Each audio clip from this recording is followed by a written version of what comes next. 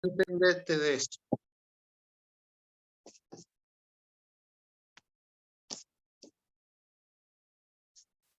Ahí arrancó la grabación, José. Sí, Analía. Bueno, buenas tardes a todos. Bienvenidos y bienvenidas al ciclo de conferencias de actualización de Derecho Administrativo que organiza la Asociación Argentina de Derecho Administrativo. Contamos hoy con la presencia de su presidente, el doctor Eduardo Bordas, su secretario y varios miembros del comité ejecutivo, a quienes agradecemos la presencia. Y hoy especialmente vamos a escuchar a un expresidente de la ADA, al doctor Fernando García Puyés, que se va a referir a la actualidad de las medidas cautelares, un tema que sin duda, independientemente de la regulación, independientemente de los fallos judiciales, Fernando es un hombre que viene escribiendo sobre este tema, se viene interesando, es un tema de gran interés para el derecho administrativo, así que simplemente quiero, evidentemente que todos los conocen, a Fernando, que es un jurista, un tratadista, profesor de Derecho Administrativo, pero quiero brevemente... Un viejo, decir que es la única cosa seria que vas a decir. Evité, Fernando, la palabra. Iba a decir un antiguo. Un antiguo, sí, no. Pero si un decís antiguo. Está bien, integrante de la asociación, un antiguo abogado muy formado en el derecho administrativo. Quiero leer algunas líneas de su currículum, que por supuesto es extensísimo, simplemente para cumplir con la formalidad, porque entiendo que al doctor García Puyés lo conoce todo el mundo. Fernando es abogado y doctor en Ciencias Jurídicas por la Facultad de Derecho de la Universidad Católica Argentina, con juez de la Cámara Nacional de Apelaciones en lo Contencioso Administrativo Federal y de la Cámara de Apelaciones en lo Contencioso Administrativo y Tributario de la Ciudad Autónoma de Buenos Aires, profesor titular de Derecho Administrativo en la Facultad de Derecho de la Universidad Nacional de Buenos Aires y de Derecho Procesal Civil. ¿sí? En la Universidad Católica Argentina. En la Universidad Católica Argentina y de posgrado en ambas facultades. Profesor titular de Derecho Procesal, eso indica mi antigüedad porque estoy con temas de visión, te darás cuenta, Fernando. Profesor titular de Derecho Procesal Constitucional y Administrativo en el Máster de Derecho Administrativo y en el posgrado de la Universidad Austral. Es miembro de la Comisión de Doctorado de la Facultad de Derecho de la Universidad de Buenos Aires. Fue designado por la legislatura de la Ciudad Autónoma de Buenos Aires como personalidad destacada en las ciencias jurídicas en el año 2019. Es autor de decenas de artículos en publicaciones nacionales y del exterior y de varios libros sobre la especialidad. Entre los libros de su autoría se encuentran Tratado de lo Contencioso Administrativo, Régimen de Empleo Público, la Administración Nacional, Casos Prácticos de Derecho Administrativo, Lecciones de Derecho Administrativo y Principios de Derecho Administrativo Sancionador. Fue director de la obra colectiva El Contencioso Administrativo en la República Argentina y se desempeña en el ejercicio libre de la profesión en el estudio García Puyés, Calatrava, Abogados. Fernando, el tiempo es tuyo. Muchas gracias. La última mención me parece importante porque creo que cuando uno habla de estos temas es necesario saber muy bien desde qué perspectiva habla. Independientemente de eso, les quiero contar que yo durante mucho tiempo defendí a la administración en la Procuración del Tesoro de la Nación, de modo que todavía tengo mi corazoncito de abogado del Estado, y por eso puedo hablar con una mayor tranquilidad, porque no he estado siempre en contra de las posiciones o a favor de las posiciones extremas. Me gustaría que en un tema tan complejo como el tema cautelar abordáramos por lo menos 4 territorios distintos antes de entrar en las particularidades. Esto es, cómo se inscribe en el ámbito institucional en el sistema republicano un sistema cautelar, qué importancia tiene el sistema cautelar hoy en la Argentina y en particular en el contencioso administrativo, si es posible hablar de una teoría general cautelar en un contexto de una materia típicamente local, y si, en el caso de responder positivamente a la idea de generar una teoría general de materia cautelar, ¿qué principios podríamos recoger? Para lo cual, solamente a título de ejemplo, y sin que ello implique abrir una perspectiva unidimensional, considerar algunos de los que tiene la ley federal de medidas cautelares para ver si son conciliables con esa teoría general o con esos principios que deberían regular la teoría general. Y le propongo que miremos esto desde 3 perspectivas, porque normalmente el sistema cautelar se analiza desde alguna sola perspectiva. Una perspectiva es, por supuesto, desde la perspectiva del peticionante de la cautelar, normalmente un ciudadano. Otra perspectiva es la administración, que sufre las cautelares. Y otra perspectiva es la jurisdicción, que es, de alguna manera, el fiel de la balanza en esta materia y es, por lo que habrá de decirse, un actor principal en la evaluación de todo el sistema. Tengo muchas más preguntas que respuestas, como siempre, y vengo con 2 amuletos básicos, ¿no? El primero es que el pasado no da la razón. Cuando uno mira para atrás, no siempre quiere decir que tuvo razón o no tuvo razón. Y como decía Fait, los hechos son los verdaderos y los comentarios son los que sobran. Entonces, a partir de ahí me gustaría que empezáramos a pensar que hace más de 130 años que Ovenda consideró lo cautelar, estableciendo que era la necesidad, y lo voy a leer, de asegurar el objeto sometido a la jurisdicción de modo que el contenido de la sentencia no se vuelva ilusoria y la temora cause más daño a quien tiene razón, ¿no? Ahora, el problema es si solo se mira lo cautelar desde el daño del que tiene razón. Estoy pensando en si, desde un punto de vista de una moral institucional republicana, no deberíamos mirar lo cautelar de otra manera. ¿Qué quiero decir con esto? ¿Es lícito desde el punto de vista moral preguntarse, o es lícito desde el punto de vista moral, de moral republicana, aceptar que un juez que tiene a su cargo la decisión de un caso vea como una parte aniquila el objeto de su sentencia sin hacer nada, sin poder hacer nada a su respecto? Solamente estableciendo la alternativa de esperar que esa parte le pida asegurar el efecto de una sentencia, aun cuando se trataba de un derecho indisponible. Hace 15 años, un fallo de la Sala Quinta de la Cámara Contencioso Administrativo Federal afirmó que las medidas cautelares se otorgan más que en el interés de su solicitante, en el de la Administración de Justicia, ya que cuando el Estado pone su autoridad al servicio del acreedor en peligro, no actúa solo en defensa de la satisfacción de un interés privado, sino en beneficio del orden jurídico en su integridad, de modo que la jurisdicción funciona allí uti civis, dirigida más que a defender los derechos subjetivos, a garantizar la eficacia y seriedad de la función que le corresponde en el contexto institucional republicano. Quiero decir con esto que cuando hablamos de jurisdicción todos pensamos en aquellos 5 elementos que estudiamos cuando estudiamos derecho, ¿no? La notio, la vocatio, la coertio, la iuditio y la executio, ¿no? Habría que pensar si no forma parte inherente de la atribución jurisdiccional la función cautelar. Es decir, si no es inherente a la jurisdicción, cautelar el resultado de su sentencia. Y ahí podríamos discutir, y discutirlo gravemente, cómo se vincula el control de convencionalidad y constitucionalidad de oficio con el control de eficacia de la sentencia futura, y la posibilidad o no de una sentencia, de un activismo judicial que permita la adopción de cautelares de oficio cuando no haya derechos disponibles.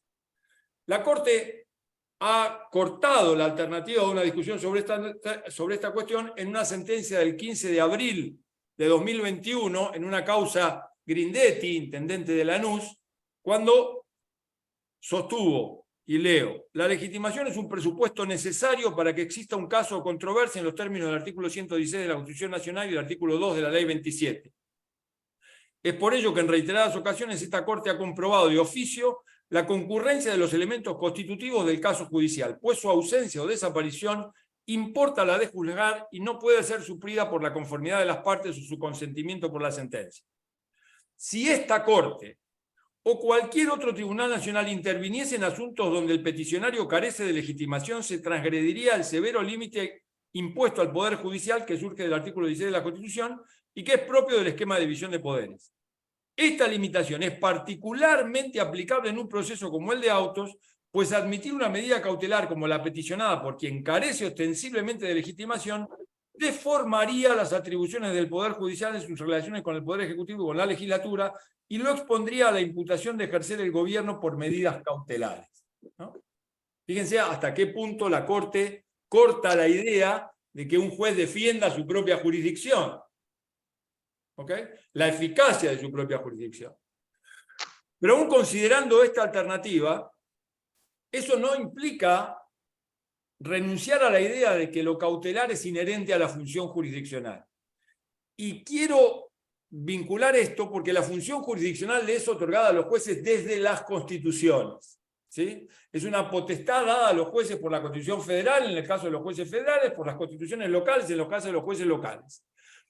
Y esta facultad, esta potestad otorgada desde la Constitución que contiene lo cautelar, no puede ser limitada o perjudicada por una ley regulatoria de su ejercicio, porque el artículo 75, inciso 33 de la Constitución, 32 de la Constitución, habla de todas las demás leyes que el Poder Legislativo puede dar para poner en ejercicio los poderes del Estado y no para dificultar su ejercicio. De modo que, y esto podríamos decirle en las legislaturas provinciales respecto del artículo 5 de la Constitución, en cuanto manda a organizar la administración de justicia de las provincias. De modo que una ley que regula las medidas cautelares, que regule la actividad jurisdiccional en materia de medidas cautelares, es una ley que debe mirarse con especial recelo, porque esa función es inherente a la potestad jurisdiccional dada por la Constitución a los jueces, y no puede el legislador intervenir para cerrar esa facultad jurisdiccional.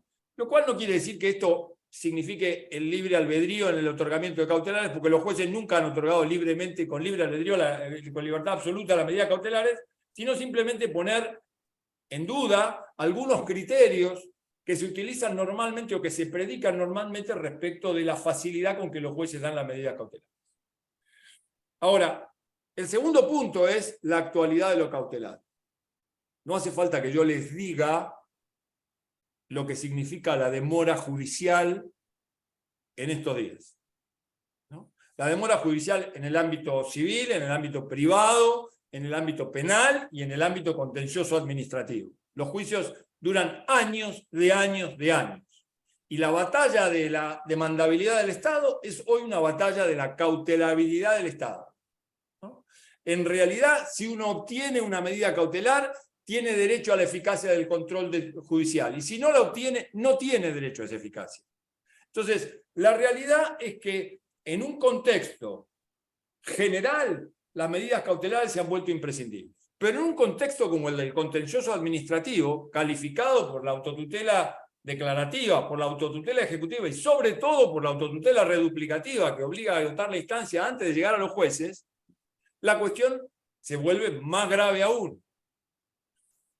De modo que algunos institutos, como las cautelares autónomas, el amparo sin agotamiento de vía y el otorgamiento de medidas cautelares, constituyen una válvula que permite escapar la presión para evitar que el sistema explote, que un sistema que combine la autotutela ejecutiva propia de la administración y propia del régimen jurídico exorbitante con la necesidad de agotar la instancia no termine en un agravio a la eficacia de la tutela judicial y, en definitiva, reviente un sistema que no es malo en sí. La habilitación de la instancia, en mi opinión, no es mala en sí. Lejos de ello, termina siendo más beneficiosa para el administrado que perjudicial si verdaderamente le diéramos al procedimiento administrativo la validez y la importancia que debería darse. Así que, obviamente, lo cautelar es un tema actual. Todavía nos falta pensar si debemos considerar la posibilidad de superar la instancia de la localía. ¿Qué quiero decir con esto? Todos sabemos que la regulación cautelar es una regulación procedimental y que la regulación procedimental es propia del derecho local. De modo tal que cada provincia tiene, y la Ciudad Autónoma de Buenos Aires tiene, por supuesto, la facultad de regular a su leal saber y entender, a su mejor modo, las medidas cautelares que puedan tomarse en el ámbito de su contencioso administrativo. De hecho, así lo han hecho la mayoría de las provincias. El problema es saber si aún a pesar de eso, o mejor dicho, si podemos seguir predicando esta alternativa y si no es necesario predicar que debe establecerse una regulación general de lo cautelar que trascienda esa localía. ¿Por qué digo esto? Porque nuestro orden jurídico, a partir, y esto es una verdad de perogrullo, porque todos lo decimos todos los días, a partir de la Constitución de 1994 ha tenido un cambio copernicano, ¿no? Ahora todo se mira con los lentes de los derechos humanos. Ahora hemos empezado a comprender que debemos reescribir el artículo 19, segunda parte de la Constitución, que cuando decimos ningún habitante puede ser obligado a hacer lo que la ley no manda ni privado de lo que ella no prohíbe, ya no podemos decirlo así de fácil, porque la ley no puede prohibirnos la dignidad, porque la dignidad y los derechos humanos están por encima de cualquier ley, aún de la Constitución. Y entonces aparece un nuevo anteojo para mirar a la Constitución y para mirar las leyes. Esto no quiere decir que la Constitución ayude o en alguna manera dificulte el respeto de la dignidad humana, que por el contrario, si cualquier lectura de la Constitución termina en el respeto de la dignidad humana. Pero, ¿a qué me quiero referir? Me quiero referir a que la materia cautelar ha sido especialmente considerada en el ámbito del Sistema Interamericano de los Derechos Humanos, y quiero advertir una situación particular. Está claro a partir de Tabacalera, Boquerón y muchísimos documentos posteriores que la Convención Americana de Derechos Humanos y el Sistema Interamericano de Derechos Humanos se aplica a las personas humanas y no se aplica a las personas jurídicas. También debemos tener en cuenta que una gran cantidad de medidas cautelares en el contencioso administrativo son para personas humanas y no jurídicas, ¿no? Esto no quiere decir que desconozcamos la diferencia que puede haber entre una y otra representación. Por supuesto que hay personas humanas que son mucho más poderosas que algunas personas jurídicas y personas jurídicas que son mucho más poderosas que algunas personas humanas. Eso es una cosa de todos los días. Pero quiero decir con esto que cuando hable de las materias convencionales del Sistema Interamericano de Derechos Humanos de las que voy a hablar ahora, recuerden que tienen su centro en la persona humana, ¿no? Después hablaremos de otras alternativas respecto de la tutela judicial efectiva en general. Ahora les quiero compartir algún tema. Yo no sé si están viendo, un minuto, perdón,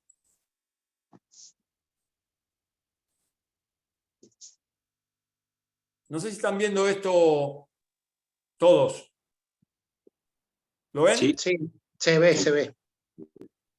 Hay un documento que para mí es esencial cada vez que uno tiene que hablar del contencioso administrativo, que es el documento de la Comisión Interamericana de Derechos Humanos de septiembre de 2007 sobre el acceso a la justicia como los estándares del Sistema Interamericano de los Derechos Humanos para el acceso a la justicia como protección de los derechos económicos, sociales y culturales.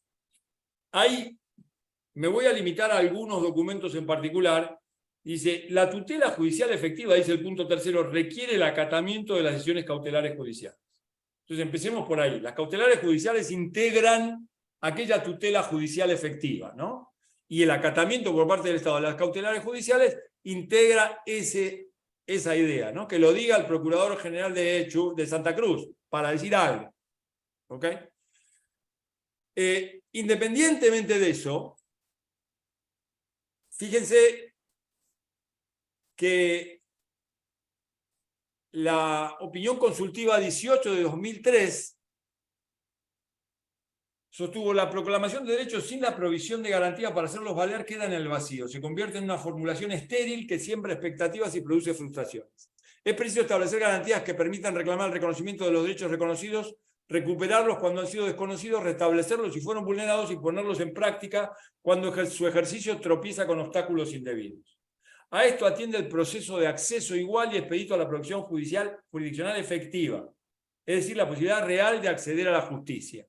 Ahora, esto nos lleva a deshacer aquella idea de que la tutela judicial o la tutela cautelar es anticipo de jurisdicción, ¿no? Porque en realidad la tutela cautelar es la jurisdicción efectiva, y esto es lo que ha dicho la Corte respecto de sus medidas provisionales, la Corte Interamericana, respecto de sus medidas provisionales, que son de dos tipos, preventivas y aún autónomas. Fíjense, en el caso Cuyalabi, dice, en el derecho internacional de los derechos humanos, las medidas provisionales tienen un carácter no solo cautelar, en el sentido de que preservan la situación jurídica, sino fundamentalmente tutelar, por cuanto protegen derechos humanos y en la medida en que buscan evitar daños irreparables a las personas. De esta manera, las medidas provisionales se transforman en una verdadera garantía jurisdiccional de carácter preventivo. No un anticipo, una verdadera garantía de carácter preventivo. Entonces, lo cautelar es una garantía de la vida digna. ¿Ok? Y fíjense esto. El artículo 63.2 de la Convención Americana dispone que en caso de extrema gravedad y urgencia, cuando se haga necesario evitar daños irreparables, la Corte podrá, en los asuntos que aún no estén sometidos a su conocimiento, a solicitud de la Comisión, ordenar las medidas provisionales que considere pertinentes. Lo más parecido a una cautelar autónoma. Asuntos que aún no estén en conocimiento, que estén todavía en conocimiento de la Comisión, agotando la vía de la Comisión para llegar a la Corte. Y ahí estamos hablando de medidas provisionales. ¿Sí? Bien, entonces, ¿qué quiero decir con esta alternativa? En este contexto, quiero que pongamos lo cautelar dentro de un ámbito de sistema interamericano de derechos humanos que excede nuestra localía. ¿Y por qué digo que excede nuestra localía? Porque nos hacemos responsables de lo cautelar, ¿sí? Y nos hacemos responsables de lo cautelar, como alguna vez hablamos con José, respecto de la medida tomada para condenar por daños y perjuicios a la Argentina, ¿no? En el caso de dos personas que sufrieron una inhibición de bienes durante 17 años en un conflicto entre personas privadas. ¿Sí? Y se condenó a la Argentina porque la jurisdicción provincial había tenido 17 años inhibida a una persona, ¿no? A pesar de que uno podría discutir de mil maneras por qué razón no se había sustituido la cautelar, no se había dejado sin efecto. Lo cierto es que la Argentina fue responsabilizada por mantener esa cautelar. De modo que fíjense hasta qué punto el Estado, ¿no?, garantiza lo cautelar para bien o para mal, para mantenerlo o para dejarlo sin efecto. Y lo garantiza frente a los ciudadanos. Ahora bien, para hablar de esta idea de una teoría general de las cautelares, me gustaría primero que definiéramos bien qué queremos contener en las cautelares. Y así sería bueno que hiciéramos una clasificación de las cautelares, ¿sí? Voy a dejar de compartir esto y volver a mirarles la cara. Porque cuando hablamos de cautelares de distinta naturaleza. Algunas protegen la pretensión. Esto es, queremos obtener una sentencia de condena y queremos asegurar la pretensión, o una sentencia constitutiva, o una sentencia declarativa y queremos asegurar la pretensión. Algunas aseguran las personas.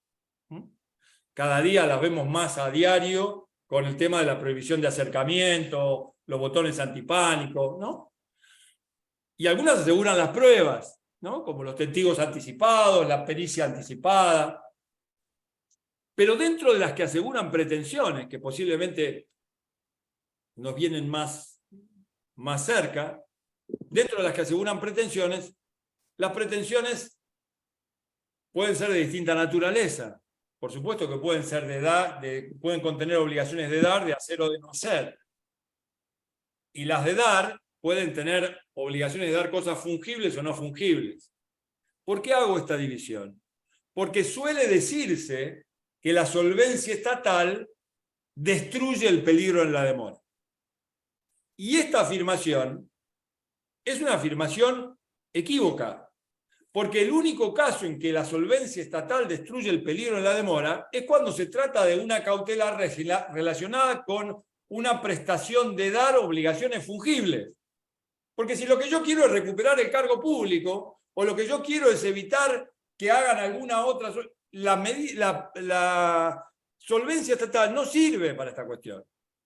Porque el Estado no puede elegir entre darme la prestación de vida de acuerdo al derecho o darme una indemnización sustitutiva de la prestación de vida. No es él el que tiene la facultad de elegir, es el acreedor el que tiene la facultad de elegir cómo se va a cumplir su obligación. Y en este contexto hay un punto que es muy importante. Ya es hora de terminar, a partir de la dignidad humana de la que estamos hablando, ya es hora de terminar con la idea de juicio de pretensiones. Ese es un sentido absolutamente economicista de la jurisdicción. La jurisdicción tiene que ser una jurisdicción de pretensores, esto es, de que alguien tenga derecho al goce de la prestación mientras esté vivo, porque no puede ser que tengamos una jurisdicción para los herederos de los pretensores. Entonces, muchas veces la idea de jurisdicción de pretensiones y de decir, no, la pretensión está asegurada, no alcanza, y de hecho lo estamos viendo cada 2 días o cada 5 o 6 días en las decisiones de la Corte cada vez que alguien llega en materia de vulnerabilidad a la Corte. Cuando la Corte dice, no, el sentido de la vulnerabilidad exige tener en consideración el acceso a la pretensión por parte de quien tiene razón. Entonces, esta idea es una idea que debe presidir el análisis del sistema, ¿no? Esto es, ¿cuáles son las situaciones en las cuales nosotros podemos considerar que la solvencia estatal complica o complementa las cuestiones? Ahora bien, ¿qué conclusiones preliminares podemos sacar a este tema? Que la regulación legislativa de lo cautelar debe ser mirada con particular estrictez. El legislador puede establecer causas a lo cautelar, pero estos cauces exigen especial razonabilidad. Vamos a poner un ejemplo. Miremos todos los códigos procesales que ustedes quieran. Si ustedes quieren, les recito algunos que busqué. Por ejemplo,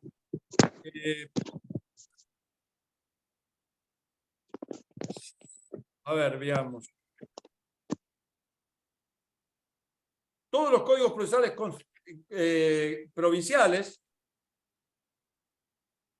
el Código Procesal chileno, el Código Procesal brasileño, el Código Procesal español, la Ley de Jurisdicción española, todos ellos tienen, nuestro Código Procesal Civil y Comercial Federal, tienen siempre las medidas cautelares genéricas.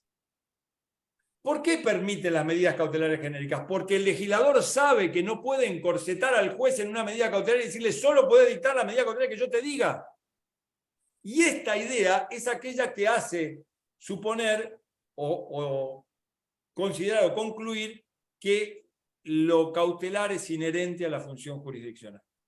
Ahora bien, entonces todos los derechos contenidos en los tratados, ahora sumemos a esto que todos los derechos contenidos en los tratados de derechos humanos son derechos a la vida digna.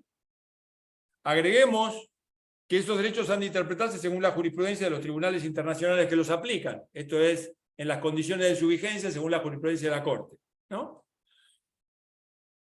Que al menos los tribunales que aplican el Pacto de San José de Costa Rica han establecido que esos derechos corresponden a las personas físicas y no a las jurídicas, y que contemplan y que contienen la garantía jurisdiccional a la tutela efectiva que reclama la adopción cautelar. Y que si la regulación cautelar implica una reglamentación de la función jurisdiccional y se hallan en juego derechos humanos, será sujeta esa regulación cautelar, esa regulación legislativa de lo cautelar, a un control oficioso de convencionalidad y de constitucionalidad.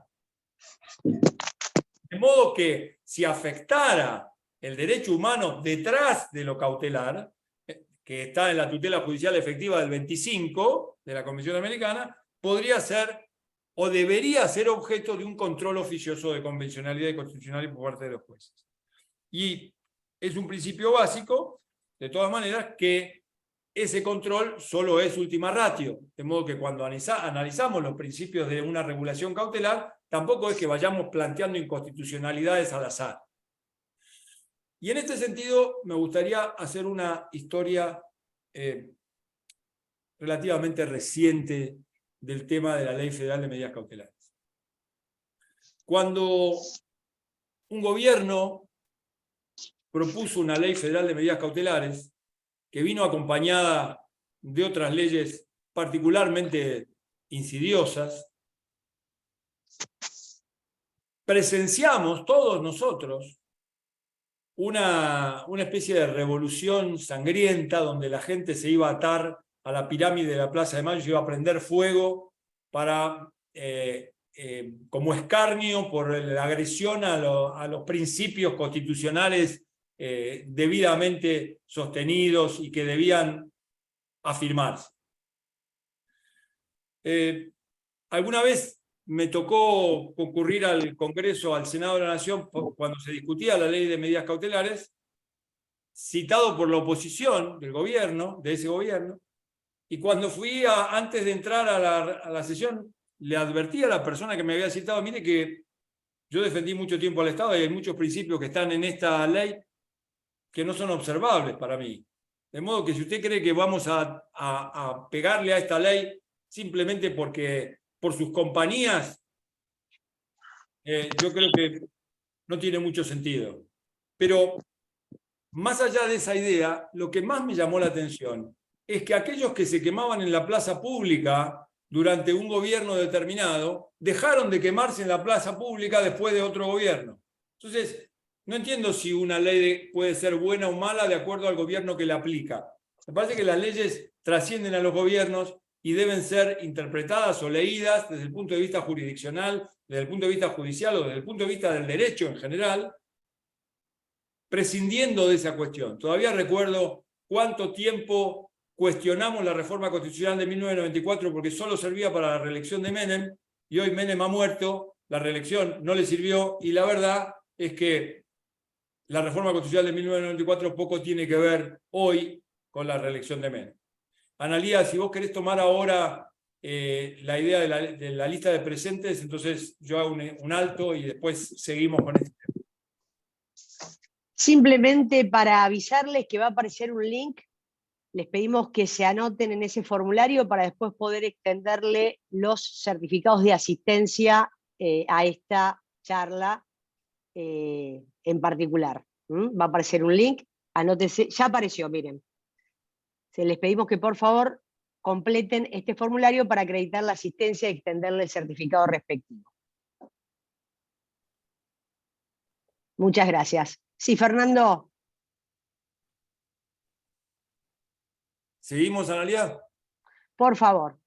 Bueno, entonces ahora les propongo que hagamos alguna revisión, ¿sí?, de los conceptos generales que podríamos aplicar o que podríamos incorporar a una teoría general de las medidas cautelares que excediera la mera regulación local y se afincara en principios generales comúnmente aceptados. Entonces empecemos por, si ustedes quieren, los caracteres de lo cautelar, ¿sí? Voy a otra vez abrir el documento que teníamos para compartir.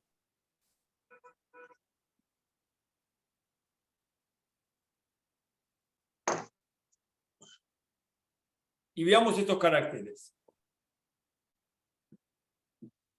Las medidas cautelares deben tener finalidad específica, ¿no? Aún en las acciones declarativas deben tener finalidad específica. Quiero decir esto, en acciones meramente declarativas habrá que demostrar bien claro cómo las medidas cautelares son necesarias para hacer efectiva la sentencia de condena. Son provisionales. Esa provisionalidad tiene distintas naturalezas, lo vamos a ver cuando veamos quién tiene a su cargo la provisionalidad. Son mutables, tramitan inaudita aparte como principio general. Existe lo que llamamos el principio de conservación de lo cautelar. ¿Qué quiero decir con el principio de conservación de lo cautelar? Los remedios contra una medida cautelar normalmente deben concederse con efecto devolutivo, es decir, mantener la cautelar hasta que la Cámara resuelva, hasta que el superior resuelva.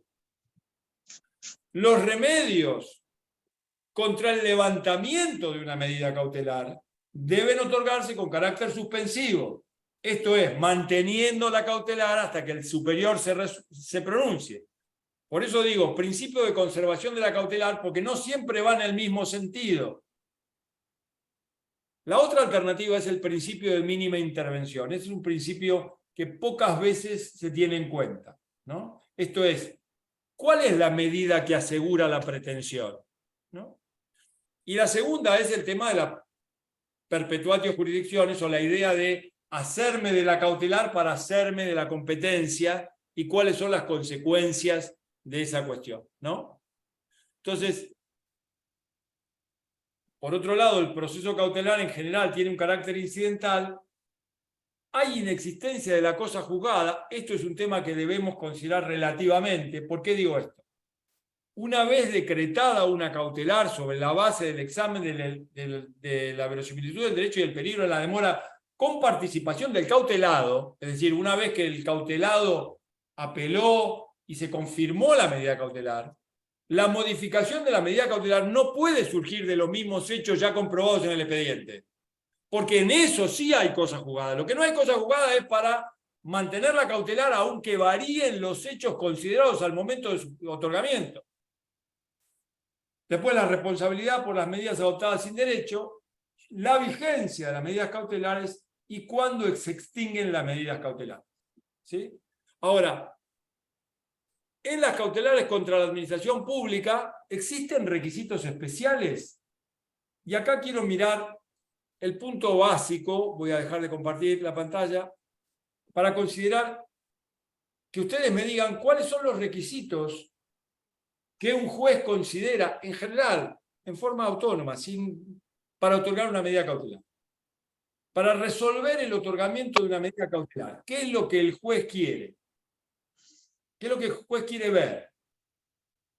¿Qué tiene que ver en una petición cautelar para conceder una cautelar?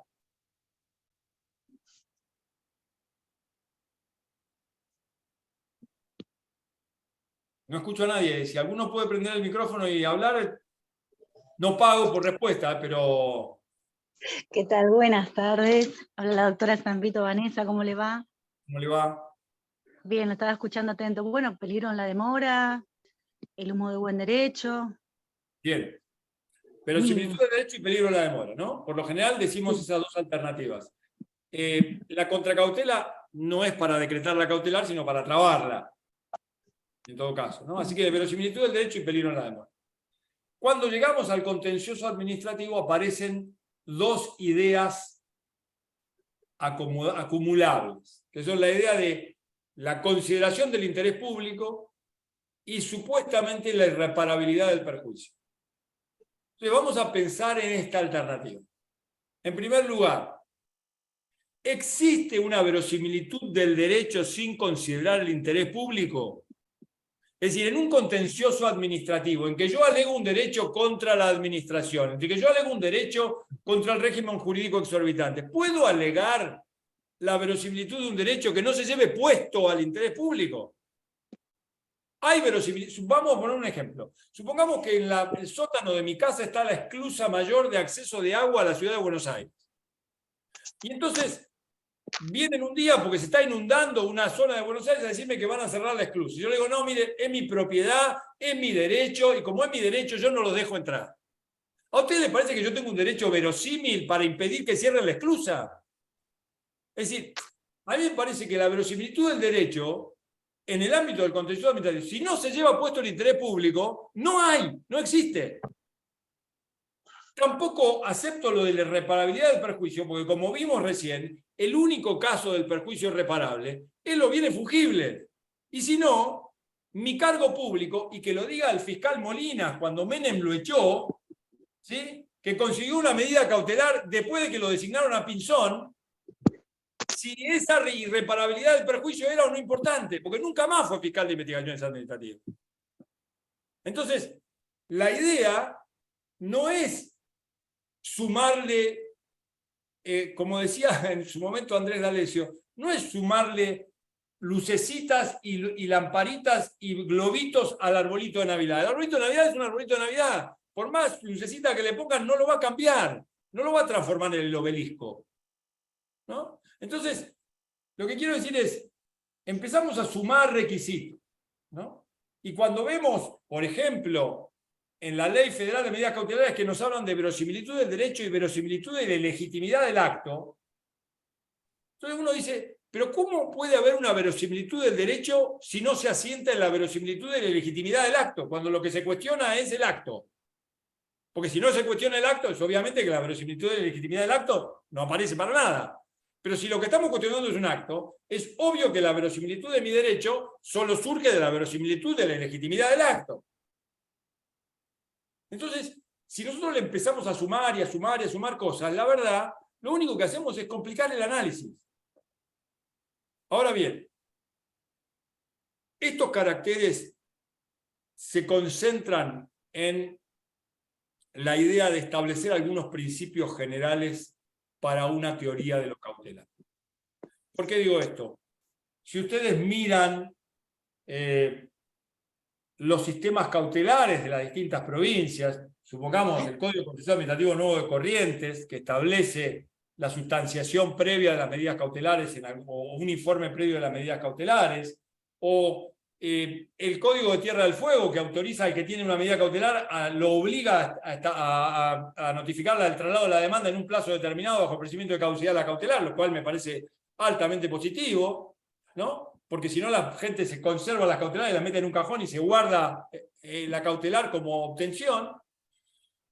O el Código de la Ciudad Autónoma de Buenos Aires, que dice que cuando coincide el objeto de la demanda con la cautelar, no por eso hay que rechazar la cautelar, en el artículo 117, creo que es o 177, o 77, no me acuerdo cuál, del Código Contencioso Administrativo de la Ciudad de Buenos Aires.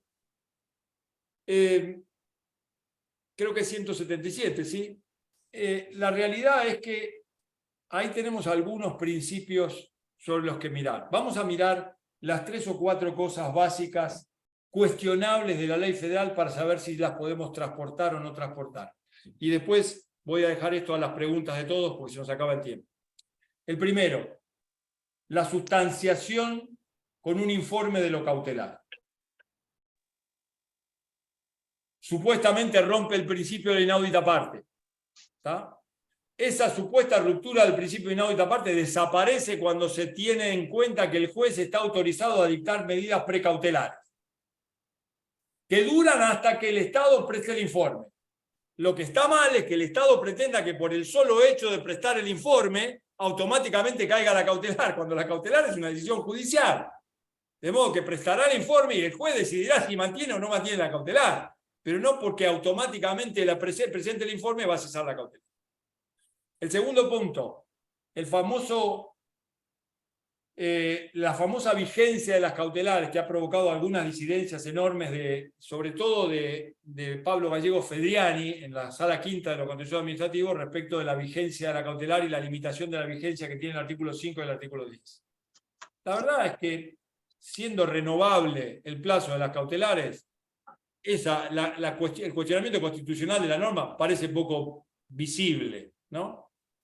Claro que lo único que hace esta norma es invertir el 203. Esto quiere decir que en lugar de que sea el cautelado el que pida el levantamiento de la cautelar, que sea el titular de la medida cautelar el que pida su prórroga y demuestre o manifieste al menos que sigue existiendo la verosimilitud del derecho y peligro de la demora. No creo que esto cambie sustancialmente la cuestión. Es cierto que hay medidas cautelares que necesariamente deben seguir. Los jueces no tienen ningún problema en hacer la prórroga. Y las partes no. La otra cuestión es la extensión de las facultades judiciales que supone la ley, ¿no? Ya hemos criticado el tema de los requisitos. Critiquemos ahora el tema del recurso con carácter suspensivo, que en realidad solo lo es para los casos de estar en juego la cautelar sobre una ley o un decreto de jerarquía legislativa o un reglamento de jerarquía legislativa, es decir, un reglamento de necesidad de urgencia o un reglamento delegado, y la Cámara, por la Sala Cuarta de la Cámara de Contencioso Administrativo, ya ha decidido que en todos los demás casos se aplica el principio de conservación de lo cautelar que hablamos antes, es decir, que el recurso debe darse con efecto devolutivo, salvo en los casos que la ley establezca, y en esos casos habrá que cuestionar o no su constitucionalidad. Finalmente, querría discutir el tema de, como les decía, de la ampliación de las facultades judiciales. ¿Por qué? Los jueces han tomado la idea de la ley de medidas cautelares de manera tal que en lugar de achicar sus facultades, las exacerba. Entonces, fíjense lo que pasa. Viene un señor que tiene una jubilación afectada por el impuesto a las ganancias y se presenta a pedir una medida cautelar. Y le dice que como es un derecho a la vida digna, no debe pedirse el informe del artículo 4. Y el juez le dice, mire, a mí no me parece que su jubilación sea un derecho a la vida digna, porque en realidad usted cobra mucho de jubilación. Criterio subjetivo del juez, mucho, poco, no sabe cómo vive la persona. Así que voy a pedir el informe del artículo 4. Mi pregunta es, ¿qué posibilidades tiene el solicitante de la medida cautelar de objetar esa medida? Porque para hacer el informe tarda 5 días y para cuestionar el informe tarda 6 meses. Para llegar a la Cámara a que resuelva si es procedente o improcedente el informe. Ahora vámonos a la inversa. Supongamos que no otorga el informe y el que apela es el Estado porque no le dieron el informe. Entonces, cuando apela, fundamenta la cautelar y la Cámara ya le ha dicho, usted apela sin agravio, porque ya presentó el informe y yo estoy considerando su informe a la hora de considerar su agravio. Entonces, el artículo 4 se vuelve absolutamente discrecional para los jueces, porque una u otra parte lo va a tener que aceptar. ¿Está? Lo mismo cabe decir respecto del plazo. ¿Por qué? Y porque para considerar una apelación en la cautelar, a veces tardamos más de los 6 meses. Entonces, ¿qué hacemos? O pedimos la prórroga y aceptamos que no es inconstitucional el artículo 10, o no lo pedimos. Ahora, entre medio, la Ley Federal de Medidas Cautelares nos trae un principio que me parece necesario aceptar más allá de la localía de la regulación procesal. Es la aceptación de medidas cautelares autónomas. Solo puede pervivir un sistema de agotamiento de instancia con autotutela ejecutiva si aceptamos que existan medidas cautelares autónomas. Porque si no hay medidas cautelares autónomas, el sistema revienta. Y la verdad, yo no quiero que reviente el sistema, por muchas razones. La primera de ellas, porque siempre soy tan inocente, que creo que la administración puede hacer una función preventiva, un control preventivo de legalidad antes de ser controlada por los jueces, ¿no? Porque siempre creo que eso le ahorra un montón de gastos a la administración, y alguna vez algún administrador se va a dar cuenta de eso, que conceder una suspensión de ejecución de acto administrativo o una revocación de acto administrativo en sede administrativa no siempre es querer decir que el tipo es un corrupto, ¿no? Ni siempre es provocarle daños a la administración. A veces es una actividad preventiva y saludable de la administración, ¿no? Que la empodera. Entonces, hay que aprovechar ese empoderamiento que el derecho da a la administración para utilizarlo en beneficio de los ciudadanos y en beneficio de la jurisdicción. Acuérdense que todos tenemos un ciudadano encima, independientemente de que en algún momento seamos jueces o miembros de la administración o abogados de la administración. Yo le decía a Eduardo que podría cerrar diciendo lo que le dijo la madre de Boabdil a Boabdil cuando le tomaban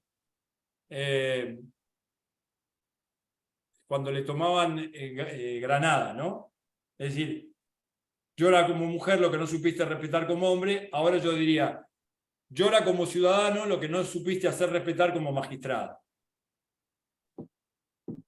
Así que abro a las preguntas que ustedes quieran. Estoy dispuesto a contestar lo que les parezca necesario. Gracias. Muchísimas gracias, Fernando. Interesantísimo la exposición, interesantísimo el enfoque. Como dice Fernando, abrimos a preguntas. Si quieren, las pueden hacer por escrito aquí en el chat o directamente levantar la mano y vamos abriendo micrófono.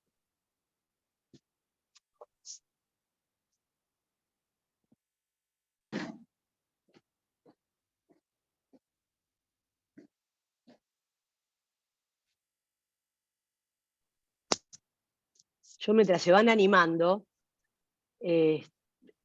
una reflexión y una pregunta también, Fernando, porque vos pusiste bien el punto. respecto de los tiempos que llevan la estrategia de apelar determinada decisión o esperar el informe circunstanciado. Y varias veces creo que pusiste el punto en las gestiones o resolver la cuestión administrativamente, dando una cautelar administrativa, es decir, que eso es mucho más beneficioso para el sistema.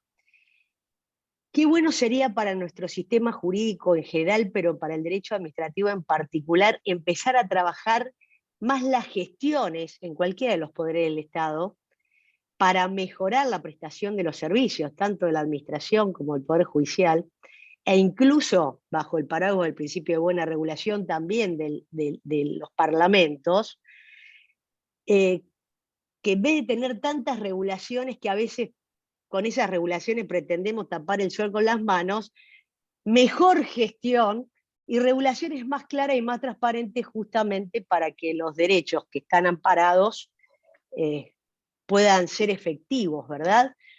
Mirá, Pero me parece que sí. el Consejo de la Magistratura de la Ciudad de Buenos Aires, lo vi ayer en una chica discapacitada que tiene un cargo ahí en el Consejo de la Magistratura, habla del lenguaje claro. ¿Sí? Es decir, está en una campaña acerca del lenguaje claro en la actividad judicial. A mí me gustaría que el lenguaje claro fuera en la actividad legislativa, y en particular en la actividad legislativa que va a los ciudadanos de a pie, ¿no? Porque tomemos la Ley de Procedimientos Administrativos Federal, o si quieren la de la Ciudad de Buenos Aires, o la que ustedes quieran. La realidad es que para leerla hay que ser abogado, y está destinada a gente que no es abogada. Entonces no entiende los términos, no entiende las características de las regulaciones, y entonces se encuentra con trampas a medio camino, ¿no? Entonces, la verdad es que este es uno de los puntos críticos de la materia, y voy a contar una experiencia personal respecto a lo que acabas de decir, Analía. Un jefe de gabinete de la Ciudad Autónoma de Buenos Aires, hace mucho tiempo, da la casualidad que hoy es jefe de gobierno, no estoy haciendo publicidad de jefe de gobierno, ya verán por qué. Un día en una charla informal me dijo, vamos a modificar el procedimiento administrativo de la Ciudad Autónoma de Buenos Aires. Ah, qué bien, le digo, ¿qué van a hacer? Vamos a eliminar el recurso de reconsideración. Porque es imprescindible. Entonces le digo, perdón, vos me estás tomando el pelo, ¿no? No, vamos a modificar el recurso de reconsideración, vamos a eliminar el recurso de reconsideración. ¿Por qué? ¿Te parece mal? Sí, me parece una estupidez. Si vas a modificar el procedimiento de la provincia, de la Ciudad de Buenos Aires, nada más que para cambiar el recurso de reconsideración, me parece tonto. Te propongo una idea alternativa. Te propongo que le pidas a todos los funcionarios de la Ciudad de Buenos Aires que digan cuántos actos administrativos dictaron el año pasado. Que acto seguido te digan cuántos de ellos fueron recurridos y cuántos de ellos fueron revocados. Y que después te digan cuántos de ellos fueron anulados por los jueces. Cuando vos veas que primero son 100, que recurridos fueron 90, que revocados fueron 0, y que los jueces anularon 70 de los 90, hermano, algo no cierra. Avisale a los tipos que están abajo tuyo que tienen que revocar por lo menos el 30% de los actos para que los jueces no se lo tomen contra ellos. Porque si no, el principio de deferencia no existe. Entonces, este criterio de defender a la administración como si revocar un acto administrativo fuera un dolor de cabeza, es un error grave, muy grave. José, vos te levantaste la mano. Coincido. Sí. Gracias. Muy interesante, Fernando, la verdad, estos giros que has planteado para pensarlo. A mí me gustaría sumar, así como comentario, un tema que alguna vez leí por ahí, no es la idea, no es mía, por eso lo menciono, no recuerdo el autor, que hay que marcar una diferencia entre irreparable e irresarcible. Que ahí se juega la clave, digamos, de la situación, porque todo es compensable en dinero. Pero el sentido de la cautelar no es que sea resarcible, porque entonces no habría cautelares. Está diciendo otra cosa.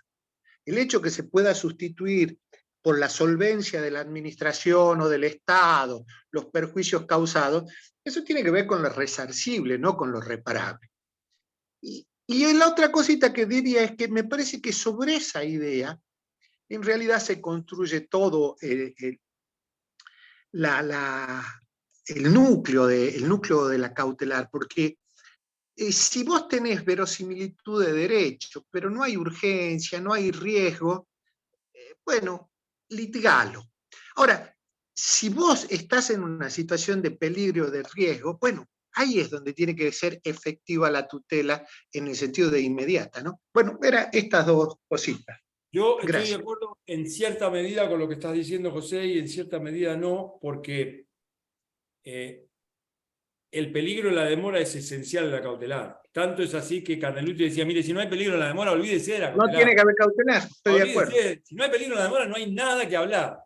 Usted, la idea de que a mayor verosimilitud del derecho, menor peligro en la demora, no. A mayor peligro en la demora, menos me ocupo de la verosimilitud del derecho. Si tengo que estudiar la transfusión de sangre de alguien que van a operar, le doy la transfusión, después vemos, ¿no? Pero lo que no puedo hacer es pensar que tengo mucha verosimilitud del derecho, pero no tengo la peligro en la demora, entonces le doy la cautela. No. No, Si entonces estamos no, coincidiendo, eso es lo que yo estaba diciendo, coincidimos. es absolutamente cierto. Entonces, Yo tengo una posición crítica sobre esa jurisprudencia federal que dice, no, bueno, a mayor una cosa, a mayor otra. No, si no hay peligro en la demora, no hay cautelar. ¿Por qué? Porque se impone el principio constitucional de que hay que escuchar a la otra parte antes de tomar una decisión. Absolutamente. Y eso es otra cosa que hay que marcar, en particular en lo que se llaman las medidas autosatisfactivas, ¿no? Los jueces tienen la facultad de dirigir el proceso y pueden hacer cualquier cosa con el proceso, hasta llamar por teléfono al demandado y decirle, mire, tiene media hora para venir acá al juzgado a defenderse porque le voy a dictar una medida cautelar autosatisfactiva, cuando el proceso lo justifique. De modo que esta idea es una idea de dirección del proceso por parte del juez en condiciones que faciliten esa dirección. Gracias, Fernando. Agustín, ahora te damos paso a tu pregunta. Les quiero recordar que por favor llenen el formulario para registrar la asistencia para la emisión de sus certificados. No se olviden, por favor. Sí, Agustín, te escuchamos. ¿Qué tal? Buenas noches. ¿Qué tal, Fernando, José? Bueno, a todos, a todas, buenas noches. Un lujo. Le voy a aprovechar a Fernando para hacerle por ahí dos consultas. Una tiene que ver con qué opinión le merece cómo el contencioso federal está aplicando la nueva ley de cautelares, específicamente el artículo 13, la suspensión de los efectos, teniendo en cuenta que la estabilidad del acto administrativo y la legitimidad o la presunción de legitimidad, uno a veces lo soslaya, pero está en función de la gestión también, ¿no? Y muchas veces es muy difícil gestionar cuando ciertas decisiones están constantemente siendo sometidas a decisiones cautelares y no solo en una jurisdicción, ¿no? No solo en la jurisdicción de lo que hoy es la ciudad autónoma, sino en todo el país, teniendo en cuenta lo que hablaba Fernando de su visión como ex abogado del Estado y que los recursos de apelación son concedidos en efecto devolutivo, ¿no? Acto administrativo y reglamentos, piensa en reglamentos de subsidios, etc. Y las condiciones de un juez para decidir de materias a veces muy complejas. Y la segunda pregunta sería más así, un poco más global, es que hacemos leyes cautelares y Corte Suprema en instancia originaria. A ver, dos cosas. La primera, el problema de la regulación cautelar es el problema de la jurisdicción efectiva, ¿no? Entonces, siempre uno puede pensar desde el lado de la administración que hay demasiadas cautelares contra la administración. Pero más restrictivos nos ponemos en las cautelares, en las facultades jurisdiccionales para decretar cautelares contra la administración, menos seguridad le damos a las personas, y repito, no solamente a las personas jurídicas, sino sobre todo a las personas humanas, ¿no? Entonces, muchas veces situaciones de vulnerabilidad acompañan cautelares. Entonces, a veces esas situaciones de vulnerabilidad acompañan cautelares complejas, en particular en juicios estructurales, ¿no? Como tarifarios, electrodependientes, una serie de medidas que obviamente se vinculan con la gestión estatal. Pero claro, se vinculan con la gestión estatal y con derechos humanos fundamentales. Entonces, la verdad es que la gestión estatal que se relaciona con derechos humanos fundamentales no puede quedar al margen de la justicia por el solo hecho de la eficacia de la gestión estatal. La verdad yo creo que la justicia debe existir en esa situación. Con relación a la segunda pregunta... Aunque importe de la paralización de la gestión. Es que, ¿sabes cuál es el problema? La paralización. Sobre todo pensando, perdón, Fernando, sobre todo pensando en personas jurídicas, ¿no? Voy a poner un ejemplo grosero. Supongamos que mañana la ANSES dice, mire, había de cuenta del déficit previsional, sacamos a matar jubilados. ¿Sí? Hagamos el ejemplo, yo no refiero a donde haya vulnerabilidad o usted la dignidad humana en juego. Yo me refiero a subsidios de transporte, por ejemplo. No, pero yo te entiendo, pero el punto es el siguiente, hay una delgada línea entre la gestión que uno mira permanentemente y los derechos en juego, ¿no? Posiblemente los subsidios de transporte, las empresas de transporte tienen mucho de qué hablar, por un lado, y los que gestionan la actividad estatal en materia de transporte también tienen mucho de qué hablar de su lado, porque aseguran la supervivencia o el transporte de cientos de miles de personas. Hoy 900.000 personas se quedaron sin subte, por decir algo, ¿no? Y entonces uno vuelve a pensar en la idea de hasta qué punto los controles judiciales son eficaces o ineficaces. Pero lo cierto es que, como siempre, construir una república significa admitir una cierta dosis de injusticia. El problema es dónde ponemos la vara de la injusticia, ¿no? Si la ponemos a favor de los vulnerables o la ponemos a favor de la gestión estatal. Y si la gestión estatal está a favor de los vulnerables o no, habrá que verlo en cada caso. Pero me parece que privar a los jueces de la posibilidad por principio es más grave que no privarlo. Hola, Ale, levantaste la mano. En cuanto a lo de la Corte, ojo, porque la Corte, cada vez que le quieren poner una restricción a su jurisdicción originaria, dice que esa jurisdicción originaria no está restringida por la ley. Pero aplica el Código Procesal. Vale para la habilitación de la instancia, para el plazo de caducidad y vale también para las medidas cautelares. Bueno, lo entiendo, digo, pero el Código Procesal lo aplica, es una ley federal igual que la ley de cautelares. Sí, pero... Y la acordada 12 del 2016, bueno, ahí quiero pinchar un poco porque me parece que la Corte elige qué normas cumplir. Bueno, la Corte es la Corte. Ale, buen día, buenas noches. Alejandra, ¿cómo estás? Hace tanto tiempo que no te veo. Dejaste la mano y sacaste la cámara.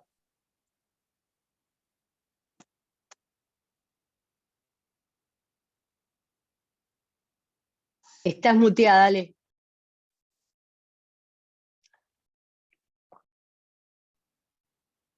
Hola. Perdón, pero fui una de las afectadas por el paro del subte. ¿Qué hace, Fer? Como siempre, clarísimo. Comparto lo que decís. Creo que, bueno, el tema de la administración es un tema aparte. Pero lo que no me quedó muy claro es esto que sostenés respecto a las cautelares autónomas. Porque no sé si coincido tanto. Entonces me gustaría que me lo expliques un cachito más. Yo lo que sostengo es que si vos no tenés un sistema de cautelares autónomas eficaz, el agotamiento de vía se vuelve casi una privación de tutela judicial efectiva. Pero si tenés un sistema de cautelares autónomas eficaz y si los jueces otorgan esas medidas cautelares autónomas, mucho más ahora que tenemos un plazo en la ley, por lo menos en la ley federal, un plazo para pronunciarse sobre la suspensión de los efectos en sede administrativa y un plazo de vigencia de las medidas cautelares autónomas hasta que agotes la vía administrativa y 10 días más, me parece que esas medidas contribuyen a que puedas mantener un sistema de habilitación de la instancia como el que está previsto en sede local y en sede federal. Porque si no, el sistema se vuelve pernicioso desde el punto de vista de la eficacia de la tutela en los términos del 25 de la Convención. Eso es lo que quiero decir respecto a las cautelares autónomas. Ahora, los requisitos de las cautelares autónomas que me parecen esenciales, uno de los principales es que vos tengas la vía judicial efectiva vigente.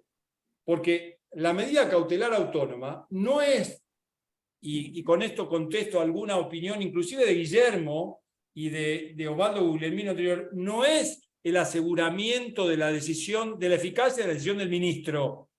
No. Es el aseguramiento de la eficacia de una decisión muy futura de un juez. Porque si el ministro quiere suspender el acto administrativo, que lo suspenda él, no que lo venga a suspender el juez. El juez suspende la eficacia de un acto administrativo para cuidar su sentencia, no la del ministro, no el acto de la resolución del recurso del ministro. Entonces, a mí me parece que un sistema de cautelares autónomas es muy útil para la gestión de la administración. Pero, ¿sabes qué pasa, Fernando? Tenés razón en lo que decís, pero yo lo que advierto, y quizás pasa con las cautelares autónomas y con las cautelares en general, el tema de si se agota en sí misma y lo que termina pasando, porque a veces el efecto de la cautelar hace que se pierda todo lo demás. Y entonces termina siendo solamente la cautelar y después no hay proceso, no hay nada, se abandona. Y nadie le da bola al tema, perdón, y nunca lo dije. Yo empecé diciendo, Ale, que esto lo había visto muy bien el Código de Tierra del Fuego, imponiéndole al que tiene una cautelar hacer traslado de la demanda en un plazo determinado bajo percibimiento de caducidad de la cautelar, porque una vez que das el plazo de traslado de la demanda, entonces el demandado puede urgir el proceso. Si no, quedás preso de un proceso del cautelar. Me parece que los fallos de la Corte de Clarín para acá en materia de vigencia de las medidas cautelares están tendiendo a eso, a que la medida cautelar caiga si la persona no urge el proceso debidamente. Y creo que los jueces deberían tomar ese criterio para hacerlo efectivo. Si vos no llegás a la sentencia rápido y si vos no mostrás urgencia en el proceso cautelar, en el proceso general, a mí me parece que la cautelar tiene que caer. Y bueno, pero ahí, con esto que estás diciendo, ¿cómo ves vos la complejidad que tiene una cautelar en estos procesos nuevos, los litigios estructurales o los amparos colectivos o lo que fuera? Porque se torna bastante complicado otorgar una cautelar y después tener un proceso que encima no está regulado. En Ciudad de Buenos Aires lo vemos permanentemente. Claro, vos en Ciudad de Buenos Aires... Juicio, porque si vos no das la cautelar, en general el litigio colectivo se muere. Sí. Porque como se utiliza, y la verdad es esa, como recurso efectista, no me dio la cautelar, chau, y lo abandono. A ver, Ale, vamos a distinguir de situaciones, ¿no? El litigio estructural tiene litigios verdaderos, ¿sí? Y la famosa funda extor, ¿no? Totalmente. Hay de los dos, ¿no? La funda extor usa la cautelar porque después negocia la idea de cómo cerrar la cautelar. Estoy cansado de avisarle a gente que quiere negociar esto, que no se puede negociar un litigio estructural, que no es negociable, que ahora hay que resolverlo en la justicia, porque no es negociable el litigio estructural. Entonces, ese es el primer punto. El segundo punto es, la verdad es que la Ciudad Autónoma de Buenos Aires no tiene el recurso que tiene la Ley Federal de Medidas Cautelares para decir, mirá, yo te doy 3 meses y a los 3 meses, si no me pedís que te renueve la cautelar, no te la renuevo. Totalmente. Te la renuevo dependiendo de si vos urgiste el proceso. Ahora, ¿hace falta tener una norma para adoptar un criterio jurisprudencial de este tipo? ¿O el juez, como director del proceso, puede imponérsela diciéndole, en el momento que otorga la cautelar, tiene la obligación de llevar el juicio de determinada manera bajo el procedimiento de cese de la cautelar? Porque yo creo que el juez lo podría hacer con su facultad de dirección del proceso. Y en ese caso, entonces no tendríamos la idea de una cautelar dormida, que es lo que vos estás contando y que es lo que efectivamente muchas veces sucede. Es decir, las cautelares dormidas son preocupantes porque, claro, los jueces se ven usados y se ven usados porque no se preocuparon al momento de otorgar la cautelar. No porque, es decir, después ya son usados porque no lo pueden resolver. Sí, ¿Me permitís? ¿Me permiten? No, sí, perdón. Gracias, Fer. Sí, yo sumaría, me gustaría agregar 2 cuestiones, en el mismo sentido de lo que va diciendo. No creo que se pueda tener, como vos decís, Fernando, un sistema de cautelares autónomas sin un sistema de agotamiento de vías sin cautelares autónomas. Porque es la vieja base que está en la estructura de todo el derecho administrativo. Frente a una prerrogativa, una garantía.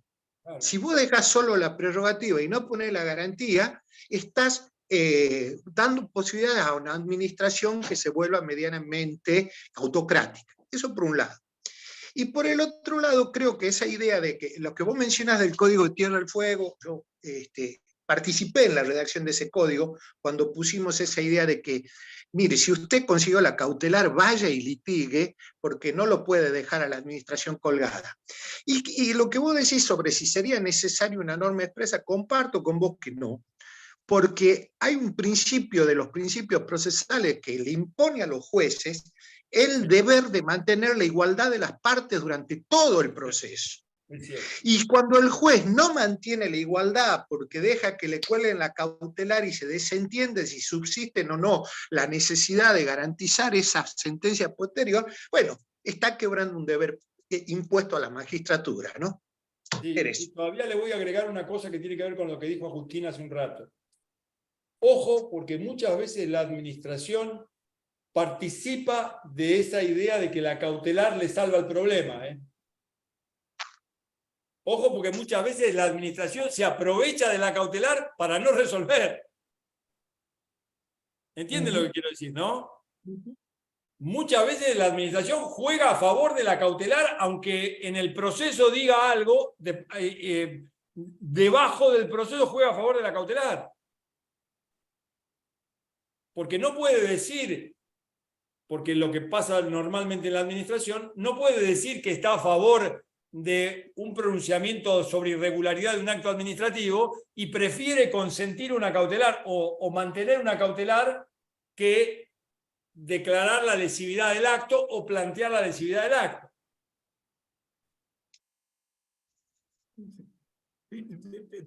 Sí, Leo, Fernando, perdón que levantó la mano primero Agustín, ahora te dejamos a vos. Leo, Maximino. Sí, muy interesante, Fernando. Yo voy a otro punto que quisiera plantear, además de compartir lo que dijiste recién. Muchas veces se observa que la administración recurre medio livianito a una cautelar en contra, pero tampoco insiste mucho, es decir, cumple y miente, ¿no? El cumplimiento en recurrir y impugnarla, pero tampoco con muchas pilas. Yo quisiera que profundicen una idea que señalaste sobre todo en cuanto a esto de la localía, ¿no? La localía, la regulación general de la cautelar, algo hablaste de teoría general de la cautelar. Si la función cautelar deviene de la jurisdicción, y sobre todo en materia local, de los jueces locales, ¿no? Es decir, el alcance de la jurisdicción local deviene de cada constitución. En tales términos, ¿es posible una teoría general de la cautelar? ¿No? ¿A qué te referís con eso? ¿Un estatuto de cautelar general aplicable digamos, en la ciencia del derecho? ¿O qué tipo de propuesta sería? No, me refiero al anclaje constitucional de las cautelares. Me refiero a el control de convencionalidad y constitucionalidad del sistema cautelar de cada provincia. Y me refiero sobre todo al artículo 28.2 de la Convención Americana de Derechos Humanos, en la cláusula federal, cuando dice que el Estado federal es responsable por las legislaciones provinciales en materia de control de convencionalidad. Entonces, ¿qué quiero decir con esto? No que haya una supervisión, pero sí que haya un control de convencionalidad y constitucionalidad por parte de los jueces locales y eventualmente por parte de la Corte Suprema en materia de regulación de las facultades judiciales en materia cautelar. Ojo que estoy diciendo eso nada más, ¿eh? Regulación de las facultades judiciales en materia cautelar.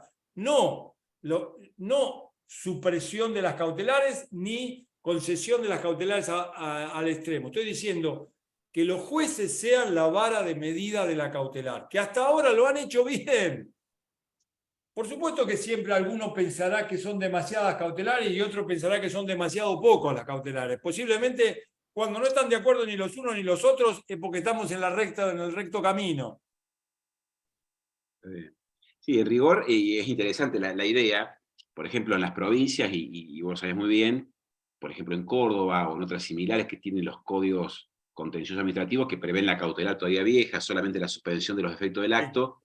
Esos artículos son interpretados en la actualidad de una manera amplia, y creo que también que sirve la Ley Nacional de Cautelares, fíjate, como marco teórico de interpretación de las normas locales, y lo hacemos así, ¿no? Como entendemos que está comprendido ahí todo el abanico de cautelares nacionales en la ley local, y nos da flexibilidad para esto, es decir, como que se va ensanchando de alguna manera, sin necesidad por ahí de modificar la letra fría de la ley vigente, todavía que no ha sido derogada, y lo hacemos con la interpretación incluso de las convenciones, de la Constitución Nacional y demás, ¿no? Es interesante la visión. A Mirta Sotelo y el Código Contencioso Administrativo de la provincia de Corrientes, en la que ella ha participado, tiene la idea de pedir un informe y también de la cautelar previa, ¿no? De esa cautelar previa cuando en los casos de mucha urgencia, que es el sistema que me parece adecuado para conciliar, escuchar al Estado y mientras tanto ver si hay una situación de urgencia que permita la medida, ¿no, Mirta?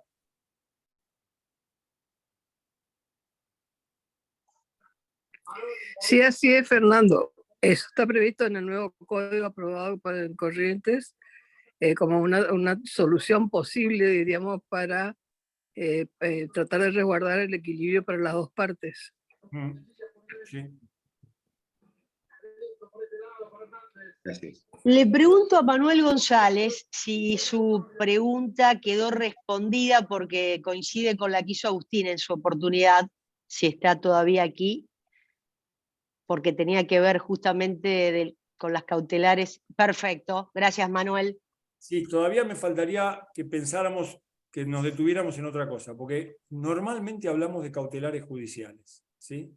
La administración toma muchas cautelares por sí, y esas cautelares que toma la administración por sí muchas veces tienen que ver con riesgos sociales que son importantes cautelar. Y en esa actividad, la jurisdicción judicial solamente tiene un control de soporte. No me refiero a las cautelares patrimoniales del famoso tema de la FIP, me refiero a las farmacias, me refiero a los controles de salud, me refiero a la situación de calle, me refiero a un montón de cosas donde la administración toma cautelares permanentemente. Y menos mal que lo hace, es más, es obligatorio que lo haga. Entonces, esa idea de limitar lo cautelar a la idea de una administración prescindente que adopta actos y que nunca gestiona, no. La administración gestiona un montón de veces y muchas veces gestiona cautelarmente. Y bien hace en hacerlo. Bien, ¿alguna pregunta más? ¿Alguna inquietud? Ha sido interesantísimo, hay comentarios agradeciendo, excelente exposición, clarísimo. O sea, evidentemente ha servido muchísimo tus reflexiones, Fernando. ¿No? Queremos invitarlos para el tercer encuentro de este ciclo de conferencias de actualización en Derecho Administrativo que organiza la ADA. El próximo va a ser el día 2 de agosto, va a estar a cargo del jurista peruano, el doctor Pierino Stucchi, que se va a referir a la presunción de inocencia e imparcialidad objetiva en procedimientos sancionadores, y ese encuentro va a estar coordinado por la vicepresidenta de la asociación y presidente del foro de profesores, la doctora Mirta Sotelo de Andró. Con esto... Les agradezco a todos muy especialmente haberme aguantado hasta aquí y espero que les haya servido. Muchas gracias, Fernando. Gracias. Gracias. Muchísimas gracias. Gracias, Fernando. Muchas gracias. Y gracias a todos los participantes. Sigan viniendo, que por estamos supuesto haciendo unas jornadas muy lindas. La verdad, estamos dinamizando y da mucho gusto. Leonardo Massimino levantó la mano. Está aplaudiendo, no levantó la mano, está aplaudiendo. Maestro, no. Adhiero totalmente. Sí, José, adhiero. Dale, abrazo a todos. Hasta luego a todos. Hasta la próxima. Muchas gracias. Chao. Gracias a ustedes.